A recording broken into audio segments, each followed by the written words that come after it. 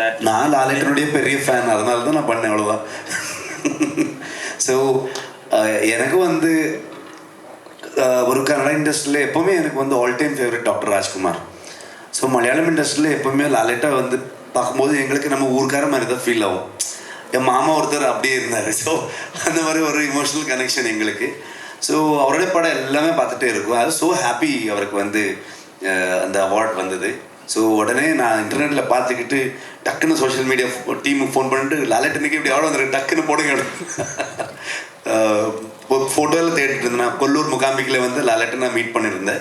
It was so beautiful moment எனக்கு. So அதனால தான் போட்டேன், அவ்வளோதான். எனக்கு நமஸ்காரம்.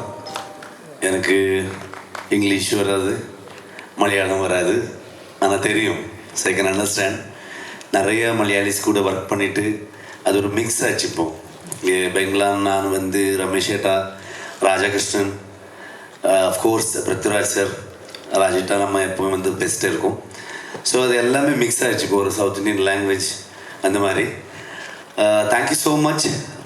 It's a big collaboration between Malayalam industry and Kannada industry. So many technicians work with us, and even Arvind Bengaluru சொன்ன மாதிரி வில்லேஜ் புத்தால வந்து ஒர்க் பண்ணிட்டான். ஸோ இந்த மாதிரி ஒரு பியூட்டிஃபுல் கொலாபரேஷன் போயிட்டுருக்கு. நிறைய makeup artist, especially Ronex, Suresh ஏட்டா, சுதேஷ் ஏட்டா எல்லாருமே வந்து ஒர்க் பண்ணாரு கூட. ஒரு நல்ல எக்ஸ்பீரியன்ஸ். ஸோ இந்த வேர்ல்ட் ஆஃப் காந்தாரா, இந்த மேன் வர்சஸ் நேச்சர், இந்த ஒரு அந்த நடுவில் இருக்கிற ஒரு கான்ஃப்ளிக்டை வந்து அந்த ஒரு மிஸ்டீரியஸ் ஃபாரஸ்ட்டுக்குள்ளே என்ன நடக்குது அதான் ஸ்டோரி சொன்ன வந்தோம் நம்ம வந்து. அதோட எக்ஸ்டெண்ட் தான். ஸோ மூலத்தில் அந்த ஆதியில் வந்து என்ன நடந்தது, எப்படி இருந்தது. we didn't have any reference for this film. So basically நாங்கள் வந்து இது எழுதும் போது ஒரு ரைட்டிங் ஸ்டேஜ்லேயே we had one research team. So அந்த தெய்வ நர்த்தகாஸ், அப்புறம் சம் ப்ரொஃபஸர்ஸ், இந்த மாதிரி அதை பற்றி நிறைய படித்தவரை கூட நம்ம வந்து டிஸ்கஷன் பண்ணி ஒரு ஸ்கிரிப்ட், ஒரு ஸ்டோரி ஆனதுக்கப்புறம் ஒரு ஸ்கிரிப்டாக ஒரு ஸ்க்ரீன் ப்ளே டைலாக் வந்ததுக்கப்புறம் ஒரு நிறைய வாட்டி நம்ம வந்து நரேஷன் கொடுத்துட்டே இருக்கோம்.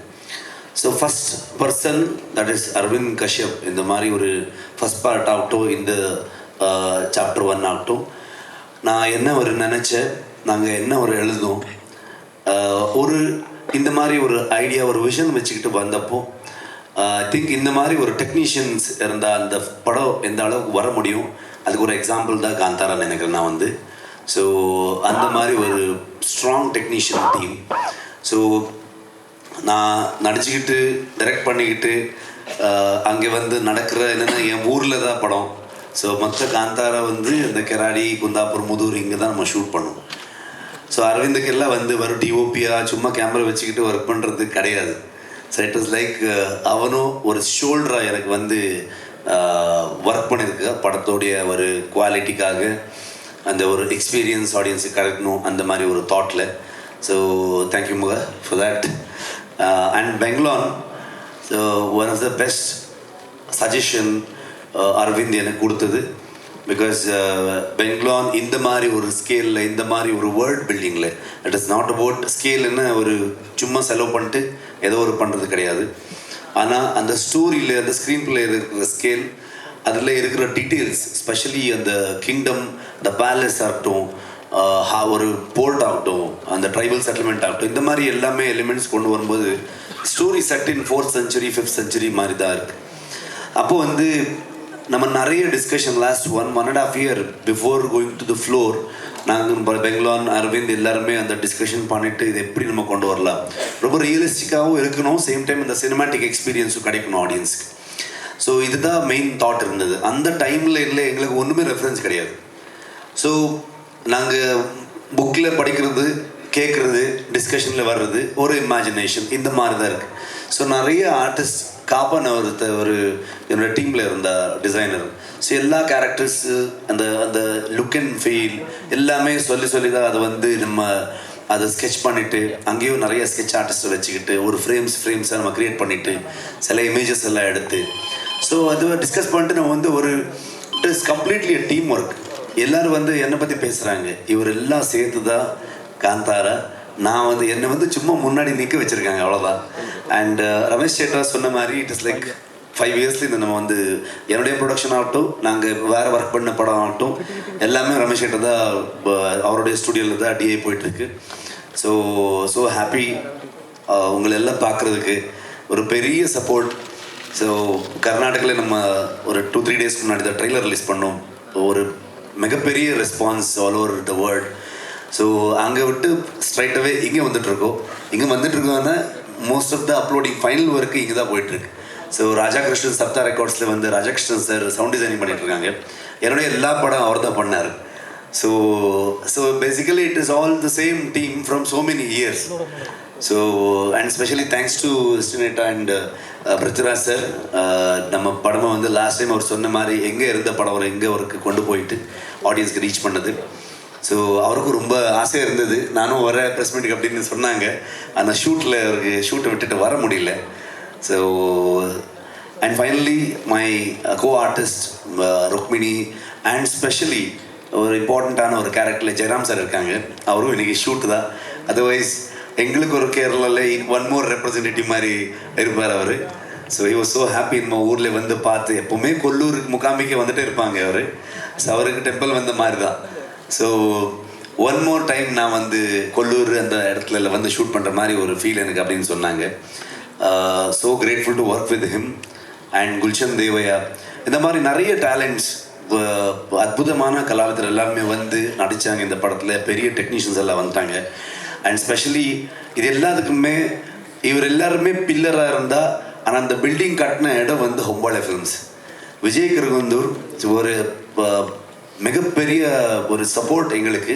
ஒரு அரவிந்துக்கு அஸ் அ டிஓபி அவனுக்கு என்ன வேணும் ஒன்றுமே ஒரு குறை இல்லாமல் பார்த்துக்கிட்டு பெங்களூர் வந்து ப்ரொடக்ஷன் டிசைன் பண்ணும்போது அந்த செட்டுக்கு வந்து ரொம்ப எக்ஸ்பென்சிவான ஒரு செட்டு போடணும். அந்த மாதிரி இருந்தால் அதில் டீட்டெயிலாக உட்காந்துட்டு வேலை பண்ணிவிட்டு இன்றைக்கி வரைக்கும் நம்ம கூடவே ட்ராவல் பண்ணியிருக்காங்க.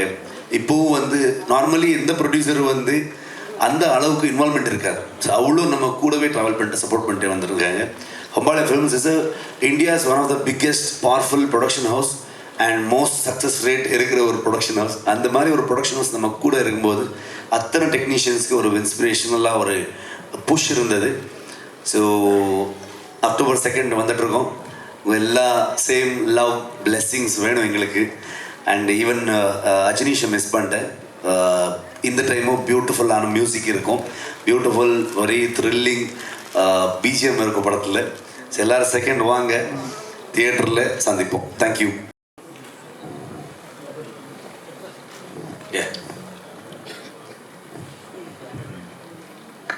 Hello sir. Hi. Best wishes for the film. Thank you. In Kandara 1, the first part, the Varaha Rupa, which is the third Rupa of Lord Vishnu, had a major part to play. So the protagonist also hunts a Varaha so that it becomes a major part of the film. So does that kind of an impact, that kind of a Lord Vishnu reference is there in Kandara? Which is basically we call it is the Shiva Gana.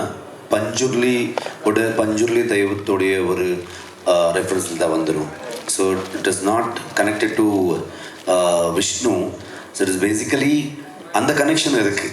So it is like எல்லாமே ஒரு perspective தானே. அந்த connection இருக்குது, இல்லைன்னு இல்லை. ஆனால் சிவகணான்னு சொல்லுவோம். It's connected to சிவனுடைய கணா. அந்த பஞ்சுர்லி, அந்த வைல்ட் போர் எல்லாமே கனெக்ட் பண்ணுது. So just correct that thing. So we always analyze the victory of a film that based on the collection records. So when we are tracking the records, the Kandara Part 1 actually cost around like 14 to 15 crores as per internet records, and it collected. And it collected over like 300 crores or something. So it's like 30 times the budget. So is there a pressure? Are you into this number game? The box office? No, I'm not into that number game. So we are into a thing, the whole team. ஒரு எனக்கு லைஃப்பில் வந்து ரொம்ப பெரிய budget படம் அப்போது அந்த காந்தாரா. நான் ஒரு ஹீரோ அவ்வளோ பெரிய பட்ஜெட்டில் ஒர்க் பண்ணது கிடையாது. ஆஸ் அ டைரக்டர் பண்ணது கிடையாது. மேக்ஸிமம் ஒரு 3.5-4 crores பண்ணுற ஒரு ஆளாக இருந்தது நான். ஸோ ஃபஸ்ட் டைம் ஒரு 15 crore 16 crore படம் வந்துச்சுன்னா ரிலீஸ் டைமில் பயங்கரமாக ப்ரெஷர் இருந்தது. அப்போது ரிலீஸ் ஆனதுக்கப்புறம் என்னாச்சுன்னா எல்லாருமே இது ஒரு சின்ன பட்ஜெட் படம்னு சொல்கிறாங்க. Because of the collection number some 400+ crores அந்த மாதிரியெல்லாம் சொல்லிட்டு அது ரிலீஸ் ஆகிட்டு ஆடியன்ஸ் பெருசாகிட்டு பட்ஜெட்டு குறைச்சிட்டாங்க. ஸோ எனக்கு வந்து அப்போது பயங்கரமாக டென்ஷன் இருந்தது. ஸோ எப்படி ஆகிடுது அப்படின்னு. ஸோ அந்த மாதிரி நம்பர் கேமில் நம்ம போக முடியாது எப்போவுமே. ஆனால் அந்த 1000 கோடி கிளப் 1000 crore கிளப் அந்த விஷன் இருக்கா உங்கள் டீமுக்கு? எங்களுக்கு ஆடியன்ஸ் கிளப் போதும்னு ஒன்று நினைக்கிறேன்னா ஆடியன்ஸ் கிளப் இருந்தால் ஸோ ஃபேன்ஸ் கிளப் இருந்தால் அது போதும்னு நினைக்கிறேன். அது அவர் தான். ஸோ அது வந்து நம்ம சொல்ல முடியாது. ஒரு படம் வந்து நாங்கள் we can make a film, ஆனால் அது பெருசு சின்னதாக்குறது ஆடியன்ஸ் தான். அவரும் நினச்சாங்கன்னா உங்களுக்கு எக்ஸாம்பிள் சூஃப்ரம் ஷோ எங்கேருந்து எங்கே போச்சுன்னு உங்களுக்கு தெரியும். லாஸ்ட் காந்தாரும் எங்கேருந்து எங்கே போச்சுன்னு உங்களுக்கு தெரியும். அந்த மாதிரி இன்றைக்கி நம்ம வந்து லோக்காக வந்து ஒரு மலையாளம் ஃபிலிம்லேருந்து அது வேர்ல்டு வைடு எப்படி ஒரு சவுண்ட் பண்ணிட்டுருக்குன்னு நீங்கள் பார்த்துட்ருக்கீங்க. ஸோ அது ஆடியன்ஸ் கிட்ட தான் இருக்குது. ஸோ அவருக்கு எது பிடிச்சிருச்சுன்னா ஒரு படமாக அவர் பெருசாக்கலாம் சின்னதாக்கலாம். So it is up to them. நாங்கள் வந்து எப்போவுமே ஒரு ஹானஸ்டாக இப்போது அந்த ஒரு காந்தாரை வந்து நீங்கள் அதை கொண்டு போய் பேன் இண்டியா வேர்ல்டு வைடு அதை ரீச் பண்ணிவிட்டு அது வந்து எங்களுக்கு ப்ரெஷர் எடுத்தால் ஐ திங்க் அது ஜஸ்டிஃபை ஆக மாட்டாதுன்னு நினைக்கிறேன். நான் அது ஒரு ரெஸ்பான்சிபிலிட்டியாக எடுத்துக்கிட்டு நாங்கள் வந்து இன்னும் அதிகமாக எஃபர்ட் போட்டு ஹார்ட் ஒர்க்கு நல்லா போட்டிருக்கோம். நிறைய டிஓபி பெங்லான் நம்ம எல்லாருமே ரமேஷேட்டா ஒன்றும் இல்லை. ரமேஷேட்டா ஸ்டூடியோவில் நல்ல ஏசியில் இருந்தார். ஸோ நாங்கள் ஸ்பாட்டில் மட்டும் பயங்கரமாக இன்ஜுரிஸ் அது இது.